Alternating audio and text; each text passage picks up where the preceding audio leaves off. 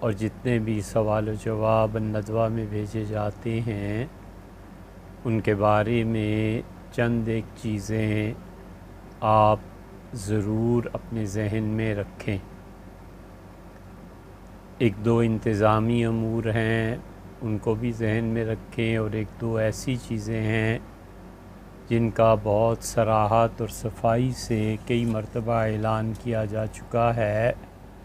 کہ یہاں پر جتنے بھی جوابات دیے جاتے ہیں وہ 99% سے بھی زیادہ فقہ حنفی پر مشتمل ہوتے ہیں۔ اگر فقہ حنفی کے علاوہ کسی اور جگہ سے کوئی مسئلہ بیان کیا جائے یا بتایا جائے تو اس کی بھی صراحت کر دی جاتی ہے۔ یہاں کے سارے جوابات فقہ حنفی کے مطابق ہوتے ہیں، اور بسا اوقات لوگ احادیث لکھ بھیجتے ہیں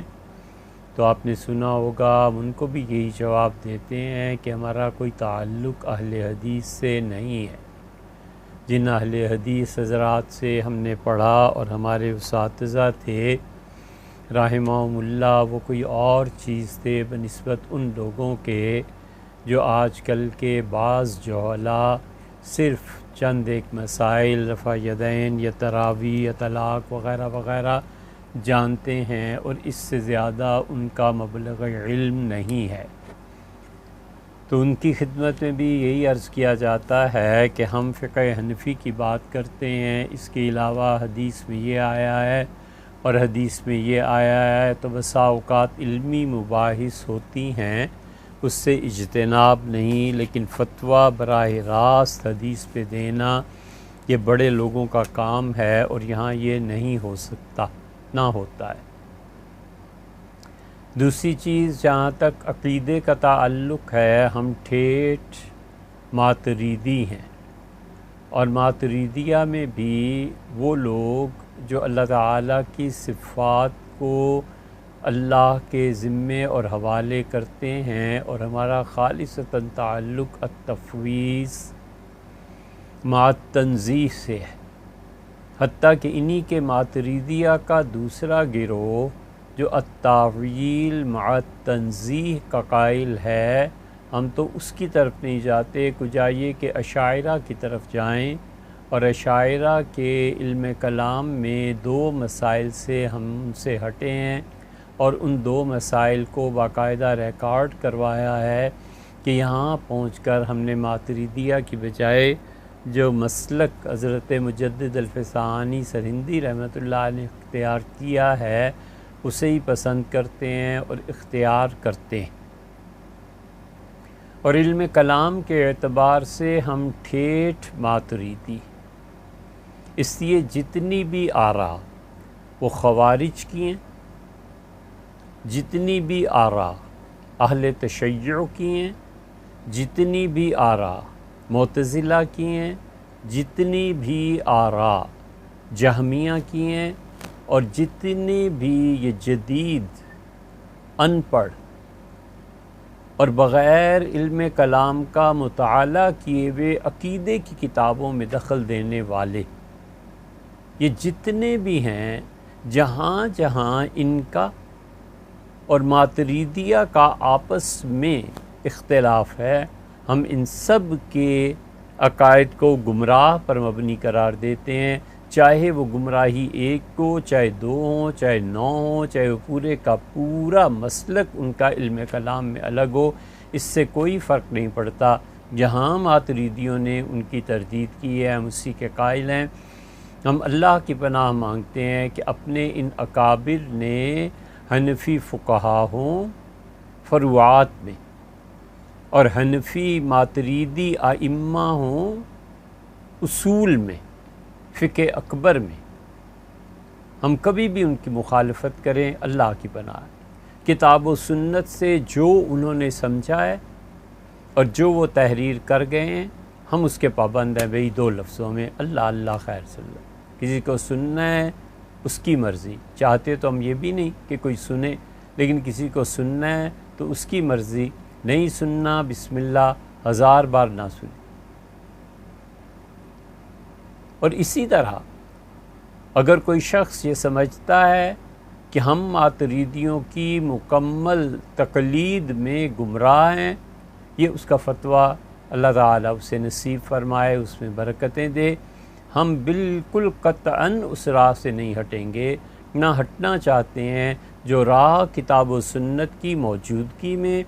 اور صحابہ کرام رضی اللہ عنہم کے استنباط جو تھے، جو کچھ انہوں نے سمجھا تھا دین کے اس مفہوم سے کہیں ادھر ادھر چلے جائیں۔ علم کلام میں رازی ہیں، علم کلام میں امام غزالی کی کتابیں ہیں۔ اشعری اور ماتریدی کا اختلاف ایک الگ ہے، وہ رازی کے ہاں بھی ہے اور غزالی کے ہاں بھی ہے۔ اور علم کلام میں امام نصفی ہیں، علم کلام میں طحاوی ہیں، علم کلام میں جوینی ہیں، علم کلام میں اسفرائینی ہیں، اس علم کلام میں باقلانی ہیں، علم کلام میں کوثری ہیں، رحمہم اللہ۔ اللہ کی توفیق سے اور اللہ تعالیٰ کی مدد سے ہم نے علم کلام میں ان لوگوں کے اللہ کا شکر ہے ہزاروں صفحات پڑھے ہیں، اور بالکل ٹھیک جو کچھ انہوں نے لکھا ہے ہم اسے مانتے ہیں۔ ہم کوئی ایک مسئلہ بھی ایسا نہیں ہے جس میں اپنے اکابر امام نووی کو، حافظ ابن حجر عسقلانی کو، ہمارے شیخ ابن تیمیہ رحمۃ اللہ علیہ، ابن قیم،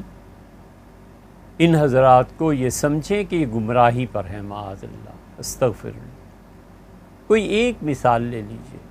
مثلاً وہ اس بات کے قائل ہیں کہ جادو ہے۔ بدائع الفوائد میں ابن قیم نے لکھا ہے، امام نووی نے لکھا ہے، امام نصفی نے لکھا ہے، ہم سب اہل السنہ، کیا اشعری کیا ماتریدی، سب قائل ہیں۔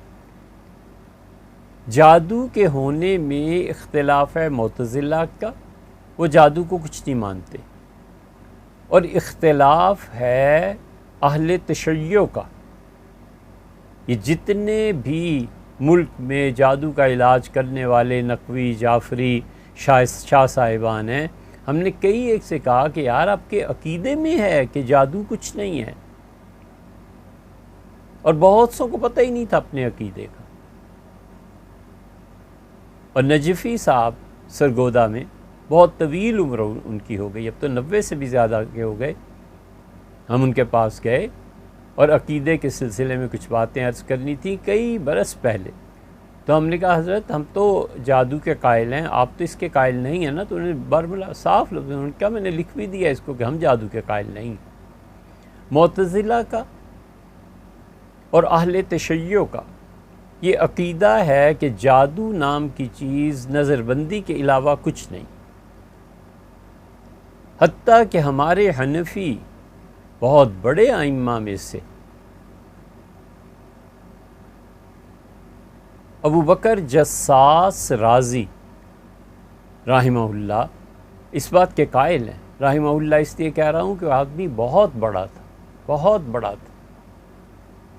ان کی احکام القرآن اور ان کی اصول فقہ پہ جو کتاب ہے وہ، اور دیگر چیزیں آدمی جب پڑھتا ہے تو پھر آنکھیں کھلتی ہیں۔ جساس پوری عظمت کے باوجود ہم ان کی قبر پہ گئے تھے۔ یہ جو رے ہے نا، رازی، امام رازی، رے ایک شہر تھا،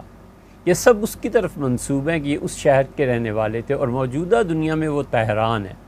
تہران کے باہر جساس رازی کی قبر موجود ہے، اور جو ان کے طالب علمی کے زمانے میں، خیر وہ تو اللہ کا شکر ہے اب بھی ختم نہیں ہوا، اور خدا کرے کہ اللہ کے سامنے اور اس کے بعد بھی، خدا کی رویت کے بعد بھی یہ طالب علمی کا ہمارا دور جاری رہے، یہ اتنا عزیز ہے الحمدللہ۔ رازی جساس رحمۃ اللہ علیہ کی قبر پہ جاتے ہوئے بھی وہ 9 مسائل جن پہ ہم نے باقاعدہ نشان لگایا کہ ہاں یہ معتزلہ کی طرف چلے گئے ہیں، ہم تو ان کی مان کے نہ دیں کجا یہ کہ معتزلہ کی، جہمیہ کی، اہل تشیع کی، روافض کی عقیدے میں انہیں کیسے مانا جا سکتا ہے بھئی؟ یہ کوئی چھوٹے چھوٹے اختلافات نہیں ہیں، یہ سب اس بات کے، دوسری مثال لے لیں، سب اس بات کے قائل ہیں کہ خدا قیامت میں نہیں دیکھا جائے گا، حتیٰ کہ جنت میں بھی پہنچ کے خدا کو نہیں دیکھیں گے۔ خدا جنت میں بھی نظر نہ آئے، خدا آخرت میں بھی نظر نہ آئے، خدا کہیں بھی نظر نہ آئے، تو یہ ساری زندگی جس خدا کی عبادت کی یا جھک ماری؟ یہی تو وہ سب سے بڑی چیز ہے جس کو قرآن کہتا ہے کہ ہم جنتیوں کو جنت میں لے جائیں گے وزیادہ، اور اس سے بھی زیادہ اچھی چیز ہم انہیں دیں گے۔ زیادہ پہ مفسرین کو اٹھا کر دیکھ لیں، ہر کوئی اہل سنہ میں کہتا ہے کہ اللہ کی زیارت ہے اور اہل ایمان کو ہوگی۔ ایسے خوش نصیب بھی ہوں گے، اللہ تعالیٰ میں ان میں سے کر دے، جو جنت کے جو صبح شام ہوں گے، اللہ ہی جانتا ہے کیسے ہوں گے، دونوں وقت ان کو خدا کی زیارت ہوگی، اور وہ جائیں گے، اور جب آئیں گے تو ان کی بیویاں کہیں گی کہ آج آپ پہلے سے بھی زیادہ جوان اور اچھے لگ رہے ہیں۔ وہ کہیں گے کہ کیوں ایسے نہ ہو، ہمارے پروردگار کی تجلیات بڑھی۔ ایک دوسری مثال دے رہے ہیں، یہ معتزلہ اس کو نہیں مانتے، اہل تشیع خدا کے دیکھنے کو نہیں مانتے، یہ خود ہمارے جساس ابو بکر رازی یہ نہیں مانتے، بہت سے نہیں مانتے۔ ہم تو کبھی ان کی طرف مائل نہ ہوں، اس لیے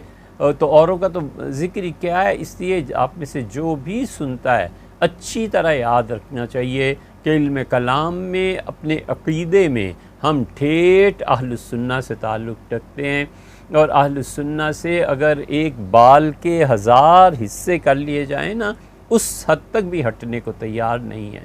اللہ تعالیٰ نے فرمایا ہے کہ قیامت میں اللہ کے سامنے لوگ پیش ہوں گے، اور اللہ کے سامنے جو پیش ہوں گے، سورہ آل عمران میں آیا ہے کہ وہ کچھ لوگ ہوں گے جو چہرے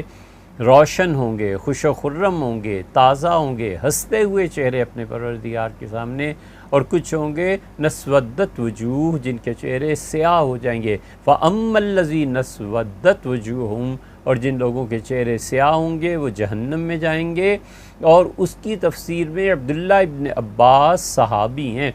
خود بھی صحابی ہیں، ان کے والد بھی صحابی ہیں، عبداللہ کے والد حضرت عباس، اور ان کا حضور اقدس صلی اللہ علیہ وسلم کے چچا زاد بھائی ہیں۔ وہ کہتے ہیں کہ جن کے چہرے اچھے ہوں گے، خوش ہوں گے اور جنت میں جائیں گے، یہ اہل السنہ ہیں۔ صحابہ کرام رضی اللہ عنہ کے دور سے یہ اہل السنہ کا نام شروع ہو چکا تھا۔ حضور صلی اللہ علیہ وسلم نے خود فرما دیا تھا نا، پوچھا گیا تھا کہ اللہ کے رسول ہدایت، تو آپ نے ما انا علیہ، جس پہ میں ہوں، و اصحابی، اور جو راستہ میرے صحابہ رضی اللہ عنہ کا۔ تو اہل السنہ وہ جو رسول اللہ صلی اللہ علیہ وسلم کی حدیث کی نہیں، سنت کی پیروی کرتے ہیں۔ اہل السنہ والجماعہ، اور جماعت سے مراد صحابہ کرام رضی اللہ عنہم ہیں۔ کتاب و سنت کو جو انہوں نے سمجھا، جو انہوں نے فتویٰ دیا، جو انہوں نے تحریر کیا، ہمارے لیے بڑی معراج ہے کہ ہم ان کے مدعا کو پالیں اور اسے سمجھ جائیں۔ کجا یہ کہ اب معتزلہ کے عقائد اور یہ چیزیں جو شروع ہو رہی ہیں، اس سے ہم صاف لفظوں میں 2 باتیں بتا رہے ہیں، فقہ حنفی فروعات میں اور اصل علم کلام میں اپنے عقیدے کے اعتبار سے ہم اہل السنہ میں سے ہیں۔ اللہ تعالیٰ مجھے اسی پہ قائم رکھے، اسی پہ موت دے، اور مجھے اسی زمرے اور اسی گروہ کے ساتھ قیامت میں اٹھائے، اور اسی کے ساتھ ہم اللہ تعالیٰ کی بارگاہ میں پیش ہوں۔ اس لیے ایک بات تیسری یہ بھی یاد رکھیے، یہ جتنے آج کل گمراہ ہیں، یہ جو اٹھتا ہے کسی کو عذاب قبر میں نہیں ہوگا، ایک اور گمراہ اٹھتا ہے وہ کہتا ہے جادو ہی نہیں ہے، ایک تیسرا گمراہ اٹھتا ہے وہ کہتا ہے اللہ تعالیٰ کی رؤیت ہی نہیں، ایک چوتھا اٹھتا ہے کہتا ہے حضور اقدس صلی اللہ علیہ وسلم کی شفاعت ہی نہیں، ایک اور اٹھتا ہے کہ خبر واحد تو عقیدے میں کام ہی نہیں آتی۔ ہمارے اساتذہ کہتے تھے جسے بخاری صحیح طرح کھولنی بھی نہیں نہ آتی اور صفحہ پلٹنا بھی نہیں آتا، وہ بھی کہتا ہے بخاری شریف میں یہ غلطی ہے اور بخاری میں یہ غلطی۔ یہ جتنے لوگ گمراہ ہیں ہمارے دور کے، یہ آپ یقین مانیں کہ وہی گمراہیاں ہیں جو پچھلے دور میں آئی تھیں۔ انہوں نے کچھ نہیں کیا، یہ اتنے پڑھے لکھے نہیں ہیں، ان کی ذہنی استعداد اتنی نہیں ہے کہ کوئی نئی چیز لا سکے۔ اگر یہ کہیں کہ خبر واحد حجت نہیں ہے، تو خبر واحد کی حجیت کے قائل نہ ہونے کے اہل تشیع کا عقیدہ ہے، ہمارا نہیں۔ اگر یہ کہتے ہیں کہ عذاب قبر نہیں ہوتا تو معتزلہ بھی یہی کہتے تھے، تم کہتے ہو جادو نہیں ہوتا تو شیعہ بھی یہی کہتے ہیں، تم کہتے ہو اللہ تعالیٰ کو نہیں دیکھا جائے گا تو جہمیہ بھی یہی کہتے تھے۔ ہمیں بتائیں نا کون سی نئی چیز ہے جو آپ امت میں لائیں۔ اہل السنہ جن سب کو رد کر چکے، ان کو گمراہ قرار دے چکے۔ امام احمد ابن حنبل رحمۃ اللہ علیہ تو جنہیں کافر کہہ چکے، اور امام احمد ابن حنبل رحمۃ اللہ علیہ نے کوڑے کھائے جس مسلک پہ اہل السنہ ان کی وجہ سے ہم ان کے پیروکار ہیں، ہم ان کے جانشین، اور جن کو وہ گمراہ قرار دے چکے، حتیٰ کہ کافر تک کہہ چکے، آپ ان کو بیٹھے ہوئے ہیں لے کے ابھی تک۔ عقیدے میں آپ نے صاحب فتح القدیر کو نہیں پڑھا کہ انہوں نے معتزلہ کے متعلق کیا لکھا ہے، مسامرہ پڑھیں۔ علم کلام اور عقیدے میں آپ نے باقلانی کو نہیں پڑھا، کتنے مسائل کے متعلق انہوں نے کہا ہے کہ یہ مسائل جو ہیں ان کا جاننا ہر مسلمان کے لیے ضروری ہے۔ امام رازی نے کیا لکھا ہے، اور رازی کے بعد پھر جب شیخ الاسلام ابن تیمیہ رحمۃ اللہ کے دور آیا تو انہوں نے کیا لکھا ہے، یہ سب چیزیں میرے بھیا آپ نے نہیں پڑھی، آپ کو کوئی حق نہیں پہنچتا کہ آپ اٹھ کے کہیں کہ جادو نہیں۔ بھی کیوں نہیں؟ وجہ جو دلائل آپ دیتے ہیں وہ دلائل خود گمراہی پہ مبنی ہے، کتاب و سنت کو نہ سمجھنا ہے، اور نتیجہ پھر یہ نکلتا ہے وہی جو موت کے وقت ایسے لوگوں کا ہوتا ہے۔ آپ جانتے ہی ہیں کہ مرنے سے پہلے ایک ہمارے دور کے بہت بڑے آدمی نے امام بخاری رحمۃ اللہ علیہ کی صحیح بخاری کے خلاف کتاب لکھی، بخاری کو گمراہ کہا امام بخاری رحمۃ اللہ علیہ کو، اور پھر وہ جا کر مرا۔ ہم نے کسی شخص کو نہیں دیکھا جو یزید کا حامی ہو اور اس کا خاتمہ برا نہ ہوا ہو۔ جو لوگ سیدنا علی، ان کی اولاد، سیدہ فاطمہ رضی اللہ عنہا کی اولاد، ان لوگوں کو برا کہتے ہیں اور کربلا پہ اعتراض ہے، اس چیز پہ اعتراض ہے، اس چیز پہ اعتراض ہے، یہ سب گمراہ ہیں، ناصبی ہیں۔ تو وہ ناصبی ہوں نہ ہم ان کی طرف ہیں، وہ رافضی ہوں نہ ہم ان کی طرف ہیں، ہمارا کیا تعلق ہے ان چیزوں سے؟ وہ جہمی ہوں ہم ان سے بری ہیں، وہ معتزلی ہو ہم ان سے بری ہیں، اور تم گمراہ جا جا کر ان کے عقائد اپناتے ہو، اور تمہیں خود نہیں پتا کہ تم کتنے بڑے کھڈے میں گر رہے ہو، اس لیے کہ پڑھا ہو تو تب نا۔ قسم اٹھاؤ تم میں سے کس کس نے شفا پڑھی؟ شفا جو ہے ابو علی سینا کی ہے، اور ابو علی سینا نے اس میں عقائد پہ بحث کی ہے یا نہیں؟ الہیات کا باب باندھا ہے یا نہیں؟ اگر اپنی عاقبت مطلوب ہے اور اہل السنہ میں رہنا ہے تو علم کلام میں ان لوگوں کو پڑھیے، اور اگر اہل السنہ میں ہی نہیں رہنا اور یہ جملہ لکھنا ہے کہ ہم عقیدے میں کسی کے مقلد نہیں ہیں، سبحان اللہ، یہی وہ چیز تھی جو سب گمراہوں میں آئی۔ ہم عقیدے میں ٹھیٹھ مقلد ہیں، ہم تو اتنے مقلد ہیں، تقلید کے اتنے قائل ہیں کہ ہم اس زمانے میں عدم تقلید کو گمراہی سمجھتے ہیں، اور یہ تقلید کا کرنا یا نہ کرنا، اس کے پیچھے جتنا علم مطلوب ہے کہ کس مسئلے میں تقلید سے ہٹا جا سکتا ہے، ہمیں اس موقع پہ پہنچ کے فتویٰ کہیں اور دینا چاہیے۔ ہم نے بھی بعض چیزیں ایسی کہی ہیں، لیکن پوری احتیاط کے ساتھ کہ ہمارے اساتذہ ایسے کہتے تھے۔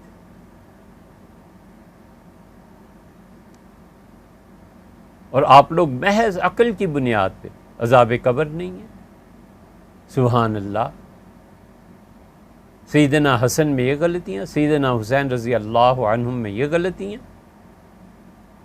کربلا کے واقعے کو معاذ اللہ اس میں نقائص کے نکالنا،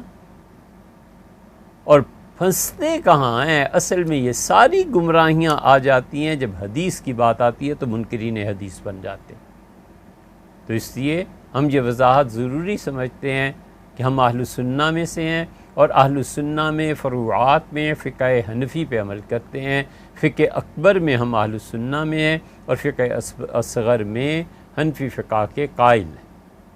اور یہ جتنی گمراہیاں ہیں کوئی نئی نہیں ہیں، سب پرانے گزر گئے، کہہ سن کے گزر گئے، اور اب تک وہی چیزیں لوگ بار بار لا رہے ہیں۔